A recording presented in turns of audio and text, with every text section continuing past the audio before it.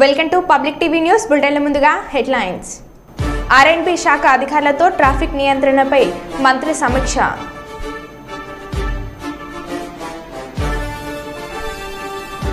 తరగతి గదిలో గురువు బందీ.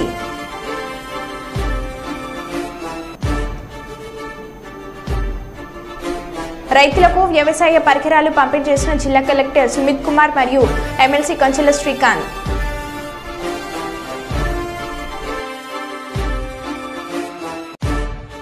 కర్నూలు నూతన కలెక్టర్గా బాధ్యతలు స్వీకరించిన రంజిత్ బాషా.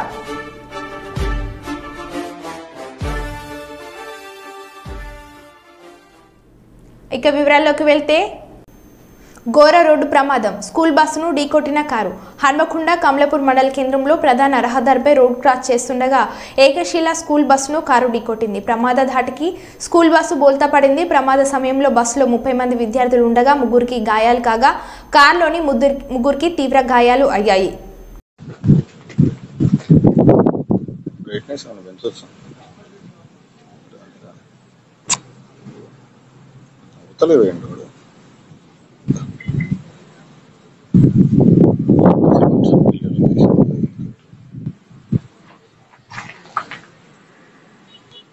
ఇండికేటర్స్ వేసింది కనపడుతుందా మనకి?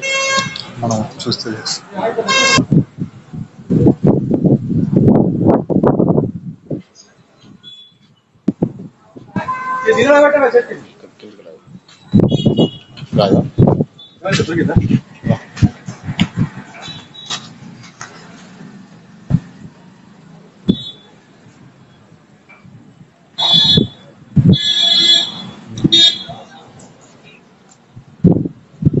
మూడు కెమెరాలు రికార్డింగ్ ఉంటుంది కదా.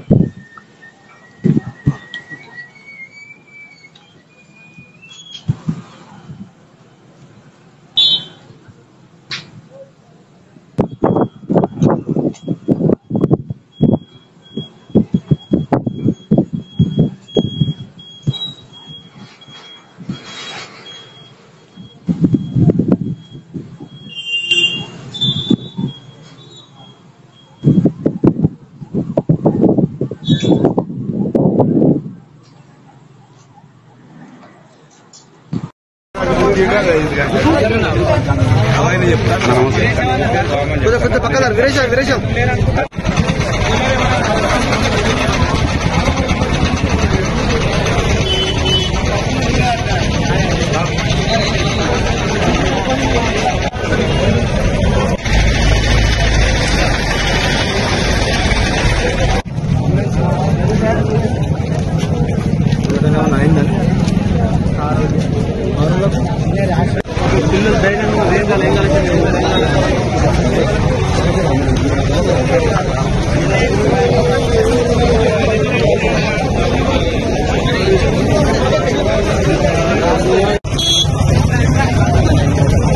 కర్నూలు జిల్లాలోని గని రిజర్వ్ ఫారెస్ట్ పరిధిలో గ్రీన్కో ఎనర్జీ సంస్థ అటవీ భూములను ఆక్రమణ, పర్యావరణ నిబంధనల ఉల్లంఘనపై ఆరా తీసిన ఉప ముఖ్యమంత్రి శ్రీ పవన్ కళ్యాణ్ ఈరోజు రాత్రి కర్నూలు డిఎఫ్ఓ శ్రీమతి శ్యామల, నంద్యాల డిఎఫ్ఓ శ్రీ శివశంకర్ రెడ్డి, పాణ్యం అటవీ శాఖ అధికారి శ్రీ సుబ్బారాయుడు ఇందుకు వివరాలను ఉప ముఖ్యమంత్రికి అందజేశారు.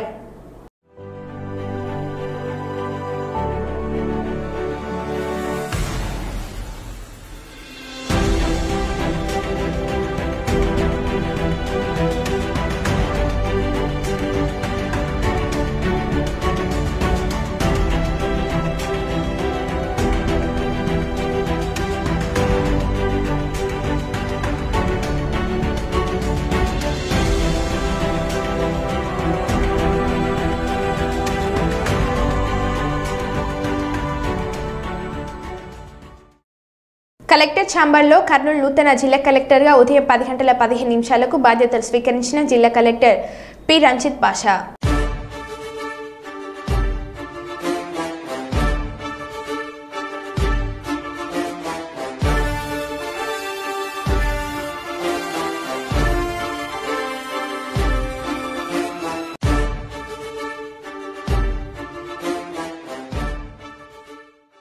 జగిత్యాల జిల్లా మెట్పల్లి ఆర్డీఓ కార్యాలయంలో Telangana all senior citizen association Metpalli division శాఖ ఆధ్వర్యంలో వయోవృద్ధుల పోషణ సంక్షేమ చట్టంపై అవగాహన సమావేశం నిర్వహించారు. ఈ సందర్భంగా సీనియర్ సిటిజన్స్ జిల్లా అసోసియేషన్ ముద్రించిన వయోధికుల సంక్షేమం రక్షణ చట్టం 2007 నియమావళి 2011 చట్టం సంక్షిప్త సమాచార అవగాహన పత్రికలను మెట్పల్లి ఆర్డీఓ ఎన్ శ్రీనివాస్ ఆవిష్కరించారు.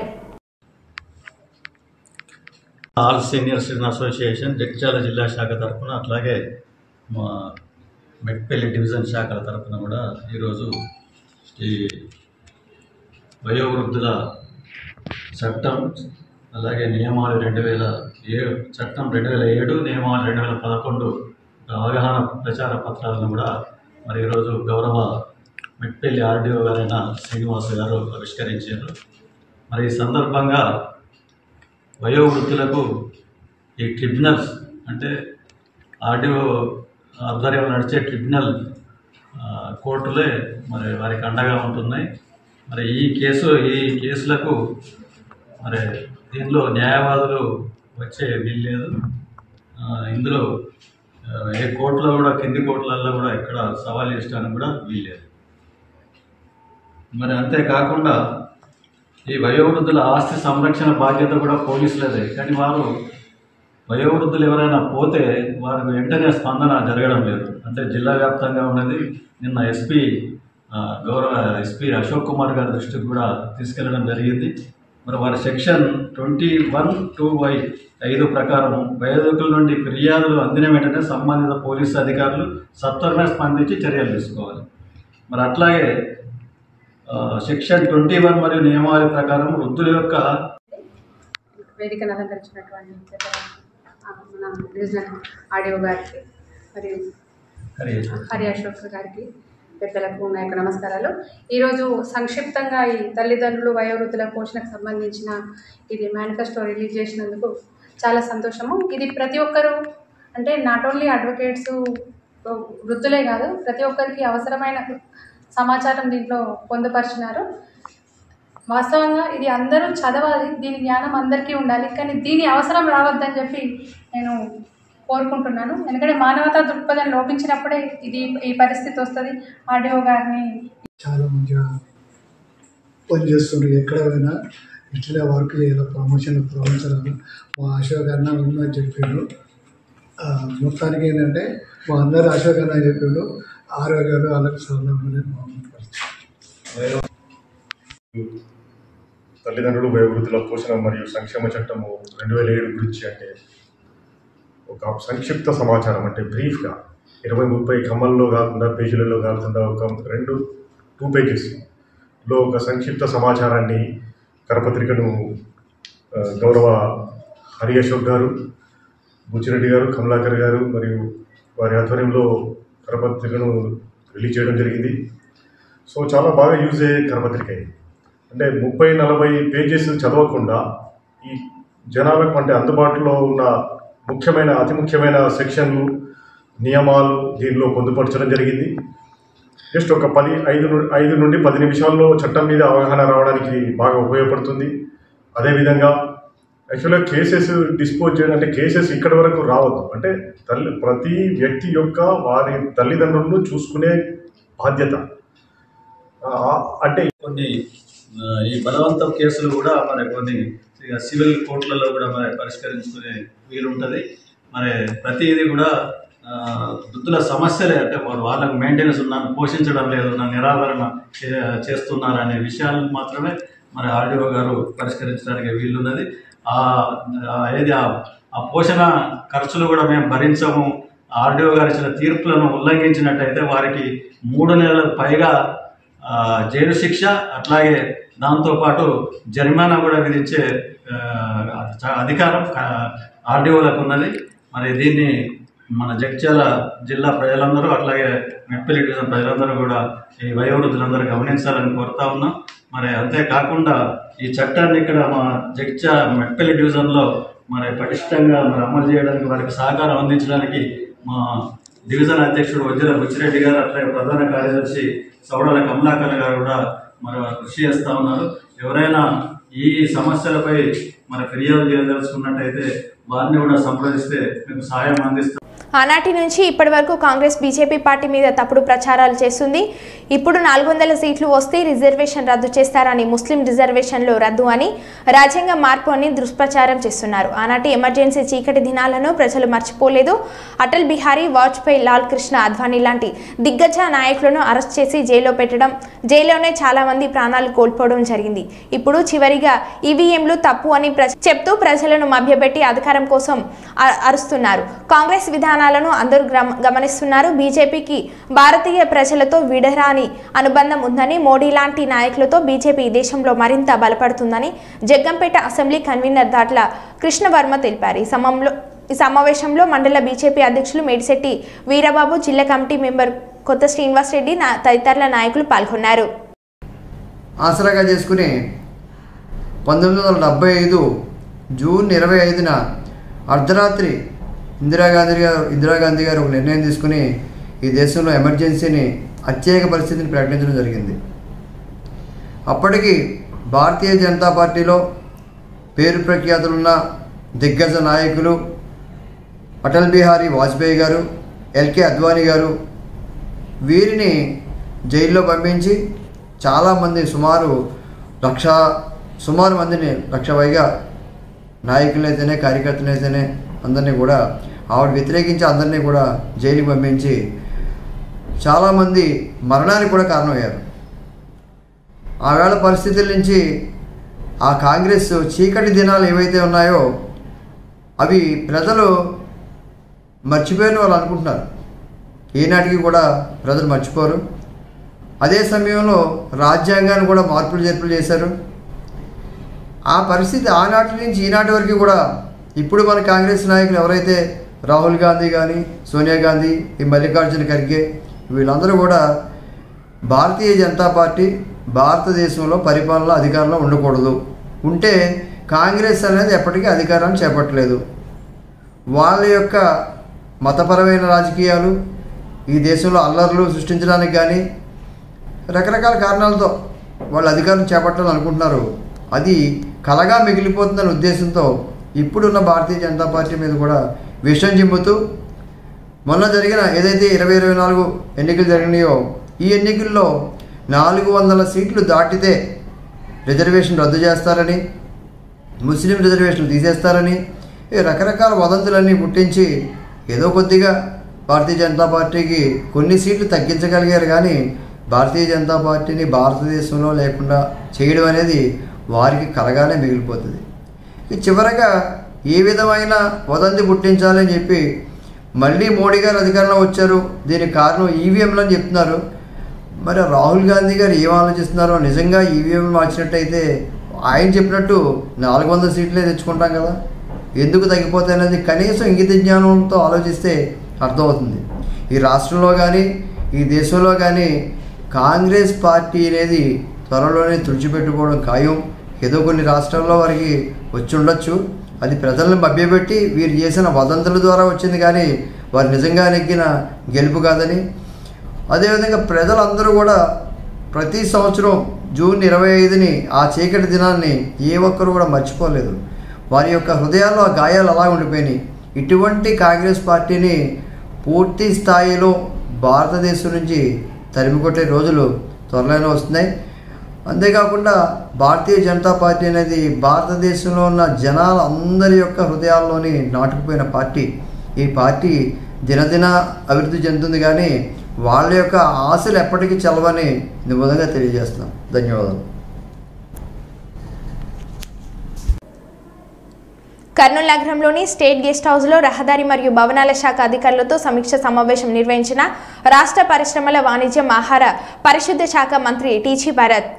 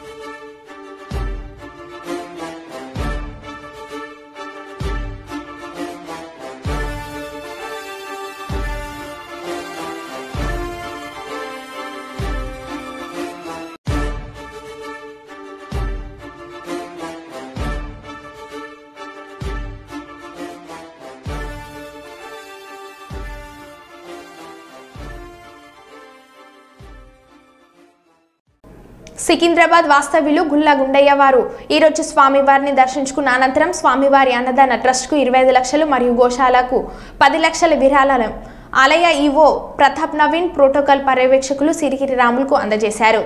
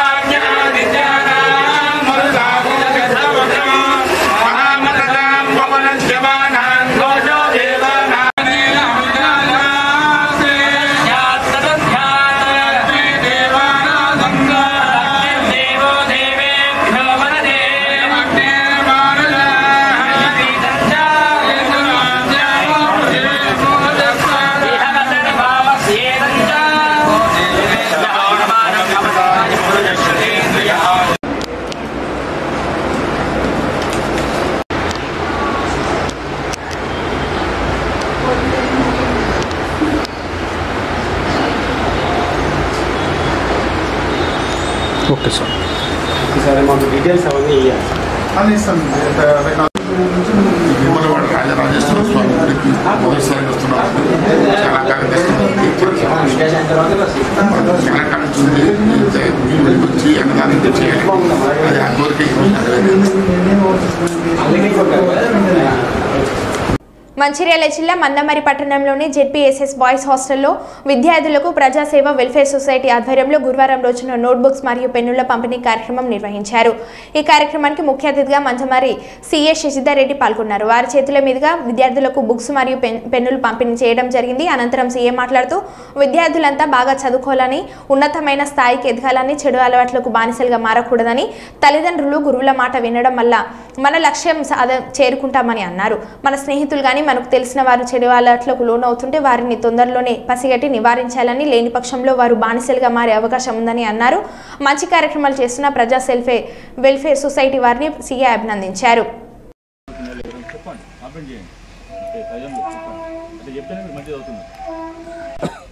దాన్ని సద్వినియోగం చేసుకొని మంచిగా చదువుకోవాలి. మీ పేరెంట్స్ మంచి పేరు తీసుకురావాలి. అందరూ కూడా ఎటువంటి చెడు అలవాట్లకు ఎవ్వరు కూడా బానిసలు కావాలి. సమస్యలు కూడా మీ స్టాఫ్ మేడంతో కూడా మాట్లాడతాం. చిన్న చిన్న ఇష్యూస్ చెప్తా ఉన్నారు. మా పోలీస్ పరంగా కూడా వీళ్ళందరినీ కూడా అభినందిస్తున్నారు. వాళ్ళంతటా వాళ్ళే 10 మంది కలిసి ఇంత అమౌంట్ వాళ్ళే సంపాదించుకునే అమౌంట్ను వేసుకొని పిల్లలకు ఏదో ఒకటి చేయాలి. తపన బయట వాళ్ళకి ఏదో ఒకటి చేయాలి. ఇంకా బయట కూడా పూర్ పర్సన్స్ కానీ, ఇంకా ఇల్లు లేని వాళ్ళకి కానీ, ఇంకా ఏది అట్లాంటి తత్వం అనేది అందరికి ఉండాలి. ఒక మంచి క్యారెక్టర్ అనేది మంచి అందరికి ఉండాలి. అట్లుంటే గొప్పవాళ్ళు అయితే మనకే స్వార్థం, ఎదుటోళ్ళను ఇబ్బంది పెట్టాలి, మనమే మొత్తం తీసుకోవాలి, ఎదుటోళ్ళకి ఏమి ఇవ్వద్దు అనేది కాకుండా మంచి ఏదున్నా కూడా అందరికి పంచి పెడతా ఉండాలి. మనకు సంపాదించిన దాంట్లో ఏదన్నా కొంచెం అది చేస్తూ ఉంటే మనకు మంచి గవర్నమెంట్ చిన్న వస్తాయి, యూనిఫామ్స్ వస్తాయి, బుక్స్ వస్తాయి, మీకు ఫుడ్ కూడా ఇక్కడ పెడతారు. పొద్దు నుంచి అన్ని సదుపాయాలు కల్పిస్తూ ఉన్నారు. దాన్ని సద్వినియోగం చేసుకోవాలి. ఎక్కడ గవర్నమెంట్ స్కూళ్ళల్లో ఏం పట్టించుకోకపోయేది, ఏం పెట్టకపోయేది, ఇట్లాంటి ఫుడ్ లేదు, ఏం లేదు. పాపం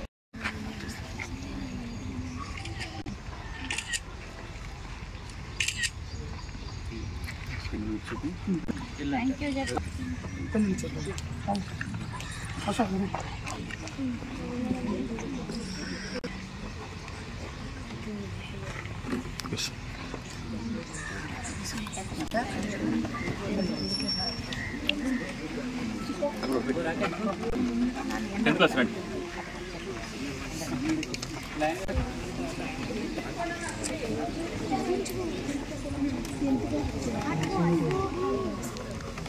అందరూ 10/10 తెచ్చుకోవాలి.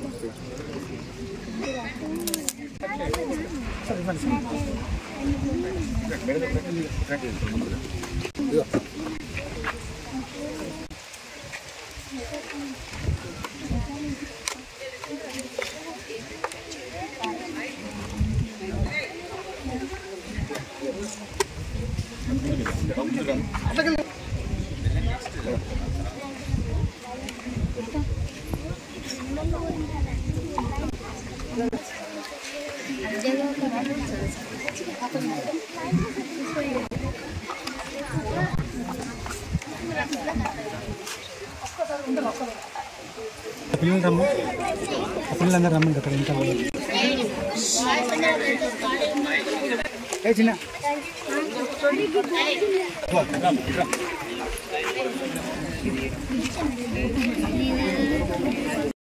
ఇన్స్పెక్టర్ని ఇవాళ ఈ ప్రజాసేవ కార్యక్రమంలో భాగంగా నోట్బుక్స్ పంపిణీ కార్యక్రమం మీ యొక్క స్కూల్లో చేపడుతున్నారు. ఇది ఒక మంచి కార్యక్రమం. అందరూ కూడా పిల్లలు మరి దీన్ని సద్వినియోగం చేసుకొని స్కూల్లో మంచిగా చదువుకొని మీ యొక్క తల్లిదండ్రులు ఎన్నో ఆశలు పెట్టుకొని మీ మీద ఉన్నారు కాబట్టి మెయిన్గా ఇప్పుడు మనకు అవుట్ వచ్చే స్టూడెంట్స్ 9th కానీ 10th కానీ మంచి చదువుకొని వాళ్ళు గవర్నమెంట్ స్కూల్ అంటే అల్లాటప్ప స్కూల్ కాదు, ప్రైవేట్ స్కూళ్ళకు అతీతంగా ఇక్కడ స్టాఫ్ కూడా మనం చూసినట్టయితే బయట ప్రైవేట్ స్కూళ్ళ కన్నా మంచి స్టాఫ్ ఉంటారు మీకు ఇక్కడ గవర్నమెంట్ స్కూల్లో. ఎందుకంటే అందరు కూడా బీఈడీ చేసిన staff, educated staff, experienced staff ఉంటారు మీ దగ్గర. కాబట్టి దీన్ని మీరు అందరు స్టూడెంట్స్ కూడా సద్వినియోగం చేసుకోండి. ఏ డౌట్స్ ఉన్నా కూడా మంచి స్టాఫ్ ఉన్నాక టీచర్స్ని ఎన్నిసార్లు అడిగినా కూడా వాళ్ళు చెప్తారు. మీరు అడిగి క్లారిఫై చేసుకొని ముందుకు పోవాలి. ఇక్కడ చదివే పిల్లలు ఉంటే ఇంకా మంచి ఎంకరేజ్ చేస్తారు. ఏదో ప్రైవేట్ స్టూడెంట్స్ వాళ్ళు మంచిగా షో పుట్టప్ ఉంటుంది అంతే తప్ప ఎడ్యుకేషన్ అనేది మనం చెప్పినట్టయితే గవర్నమెంట్ స్కూళ్ళలో చదువుకొని చాలామంది ఎదిగిన వాళ్ళు చాలామంది ఉన్నారు. మంచిగా ఇంట్రెస్ట్గా చదువుకుంటే మనకు మంచి దారి చూపెడతారు. కాబట్టి 10th క్లాస్ స్టూడెంట్స్కి మెయిన్లో నేను చెప్పేది ఏంటిదంటే అందరూ కూడా అవుట్కమింగ్ స్టూడెంట్స్ మీరు మీ యొక్క మార్క్స్ అన్నీ కూడా రీడింగ్ అంతా కూడా ఫ్యూచర్లో మీకు ఉపయోగపడుతుంది. కాబట్టి మంచిగా సద్వినియోగం చేసుకొని మంచిగా చదువుకోవాలి. ఎటువంటి చెడు అలవాట్లకు బానిస కావద్దు. మెయిన్గా గుర్తుపెట్టుకోండి. మీ సర్కిల్లో కొంచెంమంది ఈ ఉన్నోళ్ళు ఏం చేస్తారంటే ఏదో ఒకటి ప్రలోభ పెడతా ఉంటారు. అంతా కూడా మనకు టెంపరీ హ్యాపీనెస్ అది అంతే. ఫ్యూచర్ మనం ఆలోచించుకోవాలి. టెంపరీ హ్యాపీనెస్లో మీరు దేనికన్నా బానిస అయిపోయిందంటే మీ లైఫ్ అంతా కూడా స్పాయిల్ అవుతుంది. మీ తల్లిదండ్రులు ఏమనుకుంటారు, మా బాబు మంచి స్కూల్కి పోయి మంచిగా చదువుకుంటాడు అనే ఫీలింగ్ వాళ్ళకు ఉంటుంది. ఇంటికాడ కష్టపడుతూ ఉంటారు, కూలి పనికి పోతారు, స్కూల్ పంపిస్తారు. స్కూల్ పంపించిన మా వాడు మంచిగా కష్టపడతాడు, అమ్మాయి మంచి కష్టపడతామని వాళ్ళు అనుకుంటారు. కానీ చూసినట్టయితే కొంచెంమంది స్కూల్ ఎగ్గొట్టుడు కానీ, సాయంత్రం అయితే ఫ్రెండ్స్తో బయట తిరుగుడు కానీ, ఇంకేమేమో కథలు చేస్తూ ఉన్నారని తెలుస్తూ ఉంది.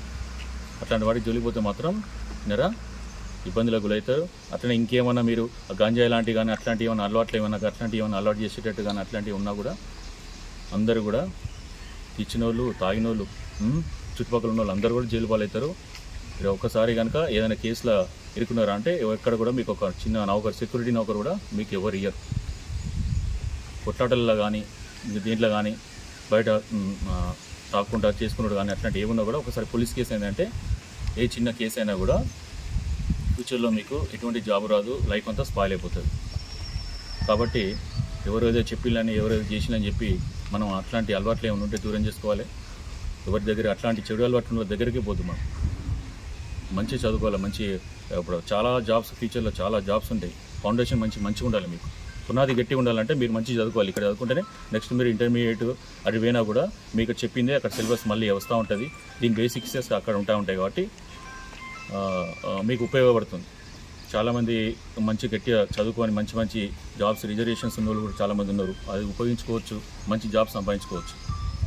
మీరు అలాంటి మేము అందరం కూడా జాబ్ చేస్తున్నామంటే మీ స్టాఫ్ మీ అందరూ జాబ్ చేస్తున్నారంటే వీటి అందరూ కూడా ఏంటంటే అందరూ కష్టపడి చదివి వచ్చిన వాళ్ళు చదవకుండా పుట్టినే ఎగ్జామ్ రాయకుండా అందరూ వస్తారు. ఎవరైనా వస్తారమ్మా? అందరు మంచి చదువుకుంటేనే కదా. ఇప్పుడు మళ్ళీ కాంపిటీషన్ బాగా ఎక్కువైపోయింది. ఉన్నారా? మీ దాంట్లో మీకే కాంపిటీషన్ ఉంటుంది. ఎగ్జామ్లలో మీ పక్క అమ్మాయి పక్క దోస్తే కాంపిటీషన్ నీకు. ఒకటే జాబ్ ఉన్నది 5 రాశులు అనుకో, ఎవరికి వస్తుంది? ఒకరికే వస్తుంది కదా. దాంట్లో ఎవరికి వస్తుంది? మంచిగా చదివిన వాళ్ళకే వస్తుంది. కాబట్టి ఆ మంచి చదివిన వాళ్ళు మీరే ఉండాలంటే వాళ్ళకన్నా ఎక్కువ నేను చదువుకోవాలి, వాళ్ళకన్నా ఎక్కువ నేను బుక్స్ చదవాలి, వాళ్ళకన్నా ఎక్కువ నేను నాలెడ్జ్ గెయిన్ చేయాలి, వాళ్ళకన్నా ఎక్కువ నేను డైలీ పేపర్ చదవాలి, న్యూస్ పేపర్ చదవాలి, బయట కరెంట్ అఫైర్స్ కానీ అది కానీ ఏం నడుస్తున్నాయి తెలుస్తూ ఉండాలి. అట్లాంటి నాలెడ్జ్ మీకు ఉండాలి. అట్లుంటే మీరు ఎదుటోళ్ళ కన్నా పోటీ పడుతుంది. దాంట్లో ఏంటంటే